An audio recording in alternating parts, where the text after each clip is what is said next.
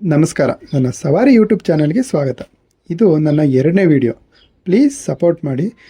ಈ ಸಲ ನನ್ನ ಸವಾರಿ ಹೊರಟಿರೋದು ನಮ್ಮ ರಾಷ್ಟ್ರಕವಿ ಕುವೆಂಪುರವರು ಬಾಲ್ಯದಲ್ಲಿ ಆಟವಾಡಿದ ಮನೆ ಹಾಗೂ ಅವರು ಧ್ಯಾನ ಮಾಡುತ್ತಿದ್ದ ಸ್ಥಳಕ್ಕೆ. ಈ ಸ್ಥಳ ಯಾವುದು ಅಂದರೆ ಶಿವಮೊಗ್ಗ ಜಿಲ್ಲೆಯ ತೀರ್ಥಹಳ್ಳಿ ತಾಲೂಕಿನ ಕುಪ್ಪಳ್ಳಿ. ಈ ಸ್ಥಳಕ್ಕೆ ತಲುಪೋಕೆ ನಮ್ಮ ವನಸಿರಿನಾಡು ಎಸ್ ಟಿ ಕೋಟೆಯಿಂದ 281 ಕಿಲೋಮೀಟರ್ ಅಂತರವಾಗುತ್ತೆ. ಮೈಸೂರಿನಿಂದ ಹೇಳೋದಾದರೆ 259 ಕಿಲೋಮೀಟರ್ ದೂರವಾಗುತ್ತೆ.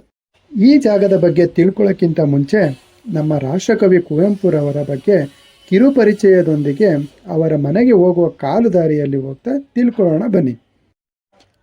ನಮ್ಮ ರಾಷ್ಟ್ರಕವಿ ಕುವೆಂಪುರವರು ಡಿಸೆಂಬರ್ 29, 1904 ತಮ್ಮ ತಾಯಿ ಸೀತಮ್ಮರವರ ತವರೂರಾದ ಚಿಕ್ಕಮಗಳೂರು ಜಿಲ್ಲೆಯ ಕೊಪ್ಪ ತಾಲೂಕಿನ ಹಿರೇಕೊಡಿಗೆಯಲ್ಲಿ ಜನಿಸಿದರು. ಅವರ ಬಾಲ್ಯದ ದಿನಗಳನ್ನು ತಮ್ಮ ತಂದೆ ವೆಂಕಟಪ್ಪರವರ ಊರಾದ ಶಿವಮೊಗ್ಗ ಜಿಲ್ಲೆಯ ತೀರ್ಥಹಳ್ಳಿ ತಾಲೂಕಿನ ಕುಪ್ಪಳ್ಳಿಯಲ್ಲಿ ಕಳೆಯುತ್ತಾರೆ. ಇದ್ರ ಜೊತೆಗೆ ಮಾಧ್ಯಮಿಕ ಶಿಕ್ಷಣವನ್ನು ಪಡೆಯುತ್ತಾರೆ. ನಂತರ ಮೈಸೂರಿನ ವೆಸ್ಲಿಯನ್ ಮಿಷನ್ ಹೈಸ್ಕೂಲ್ನಲ್ಲಿ ತಮ್ಮ ಶಿಕ್ಷಣ ಮುಂದುವರಿಸುತ್ತಾರೆ ಮತ್ತು BA ಪದವಿಯನ್ನು ಮೈಸೂರಿನ ಮಹಾರಾಜ ಕಾಲೇಜಿನಲ್ಲಿ ಹಾಗೆ ಕನ್ನಡದಲ್ಲಿ MA ಪದವಿಯನ್ನು ಪಡೆಯುತ್ತಾರೆ.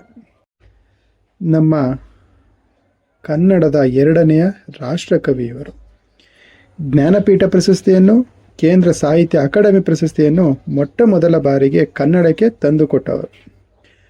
ಹಾಗೆ ಕರ್ನಾಟಕ ರತ್ನ ಪ್ರಶಸ್ತಿ ಹಾಗೂ ಪಂಪ ಪ್ರಶಸ್ತಿಗಳನ್ನು ಮೊದಲ ಬಾರಿಗೆ ಪಡೆದವರು. ಇವರ ಬಗ್ಗೆ ಹೇಳ್ತಾ ಹೋದರೆ ಎಷ್ಟು ವಿಡಿಯೋಗಳಾದರೂ ಸಾಲೋದಿಲ್ಲ. ಬನ್ನಿ, ಅವರು ಆಟವಾಡಿದ ಬಾಲ್ಯದ ದಿನಗಳನ್ನು ಕಳೆದ ಮನೆಯನ್ನು ನೋಡ್ಕೊಬರೋಣ.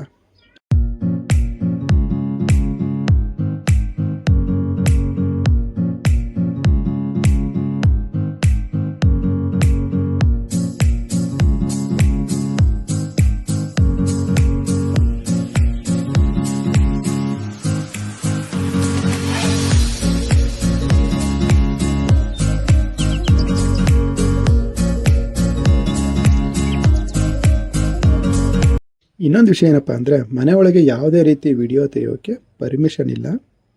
ನೀವು ತಪ್ಪದೇ ವಿಸಿಟ್ ಮಾಡಿ.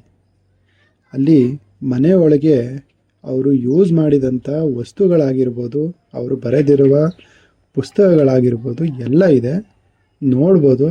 ತುಂಬ ಚೆನ್ನಾಗಿದೆ. ದಯವಿಟ್ಟು ತಪ್ಪದೇ ವಿಸಿಟ್ ಮಾಡಿ. ನೆಕ್ಸ್ಟ್ ನಾವು ಕುವೆಂಪುರವರು ಪ್ರತಿ ಸಾಯಂಕಾಲ ಧ್ಯಾನ ಮಾಡುತ್ತಿದ್ದ ಸ್ಥಳ ಅಂದರೆ ಕವಿಶೈಲ, ಇದ್ರ ಬಗ್ಗೆ ಮಾಹಿತಿಯನ್ನು ಈ ಜಾಗನ ನೋಡ್ತಾನೆ ತಿಳ್ಕೊಳ್ಳೋಣ. ಕವಿಶೈಲ ಈ ಸ್ಥಳವು ರಾಷ್ಟ್ರಕವಿ ಕುವೆಂಪುರವರನ್ನು ರೂಪುಗೊಳಿಸಿದ ಸ್ಥಳ. ಸಾಹಿತ್ಯ ಸೃಷ್ಟಿಗೆ ಪ್ರೇರಕ ಶಕ್ತಿಯಾಗಿದೆ. ಕುವೆಂಪುರವರು ಕುಳಿತು ಧ್ಯಾನ ಮಾಡುತ್ತಿದ್ದ ಸ್ಥಳ ಇದು. ಇವರು ಮೈಸೂರಿನಲ್ಲಿದ್ದರೂ ಕೂಡ ಪ್ರತಿ ಪ್ರಾಂತಃಕಾಲ ಅಂದರೆ ಬೆಳಿಗ್ಗೆ ಸಮಯದಲ್ಲಿ ಪ್ರತಿ ಸಾಯಂಕಾಲ ಕವಿಶೈಲದಲ್ಲಿಯೂ ಕುಳಿತು ಧ್ಯಾನ ಮಾಡ್ತಿರ್ತಾರೆ. ಈ ಜಾಗದ ಬಗ್ಗೆ ನಮ್ಮ ಕವಿಯವರು ಸುಂದರ ವಾಕ್ಯದಲ್ಲಿ ತಿಳಿಸಿದ್ದಾರೆ. ಅದು ಏನಪ್ಪ ಅಂದರೆ, ನಾನು ಮನುಷ್ಯ ನಿರ್ಮಿತ ದೇವಾಲಯಗಳಿಗೆ ಹೋಗಬೇಕಾಗಿಲ್ಲ.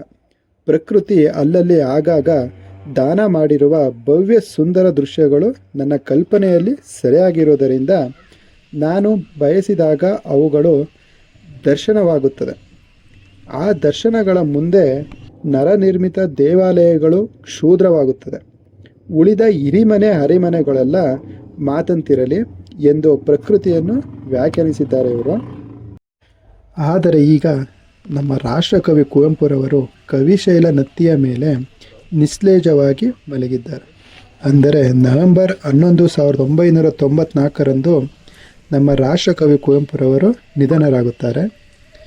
ಅವರು ನಿಧನರಾದ ನಂತರ ನಿರ್ಮಿಸಲಾದ ಬಂಡೆಯ ಸ್ಮಾರಕವಾಗಿದೆ. ಆ ಸ್ಮಾರಕವನ್ನು ನಾನು ತೋರಿಸ್ತೀನಿ ನೋಡಿ.